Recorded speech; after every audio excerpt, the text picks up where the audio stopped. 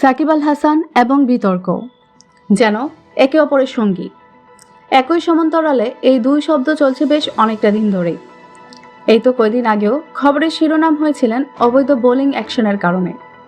এরপর গত 20 মার্চ সেখান থেকে মেলে মুক্তি, কিন্তু এরপরেই ফের সাকিব জন্ম দিলেন নতুন বিতর্ক।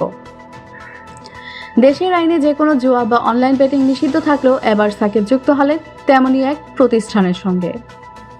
এবার অবশ্য পবিত্র রমজানের মাসেই জুয়ার বিজ্ঞাপনে অংশ নিয়ে খানিকটা রোষের মুখে সাকিব।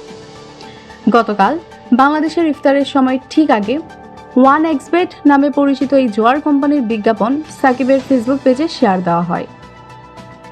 অবশ্য সাকিবের সঙ্গে জুয়ার সম্পৃক্ততা বেশ পুরাতন।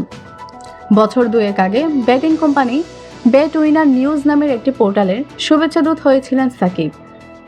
সেবারেও বেশ বিতর্কের মুখে পড়েছিলেন এই অলরাউন্ডার। তখন তিনি ছিলেন জাতীয় দলেরই ক্রিকেটার। এর আগে জুয়ারের কাছ থেকে পাওয়া তথ্য গোপন করে ক্রিকেট থেকে নিষিদ্ধ হয়েছিলেন তিনি। তবে এবারের গল্পটা কিছুটা ব্যতিক্রম। ছাত্র জনতার জুলাই বিপ্লবের পর থেকে সাকিবের দেশে আর আসা হয়নি।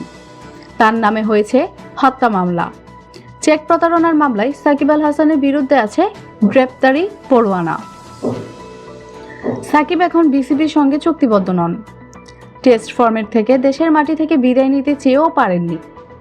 বাংলাদেশে না থাকার কারণে তার এমন এক বিজ্ঞাপনে কাজ করতে বাধা নেই, কিন্তু বাংলাদেশের বিদ্যমান আইনে প্রকাশ্যে জুয়া সম্পর্কিত যে কোনো কার্যক্রম নিষিদ্ধ, যে কারণে স্বাভাবিকভাবেই চলছে নানামুখী বিতর্ক। ধন্যবাদ।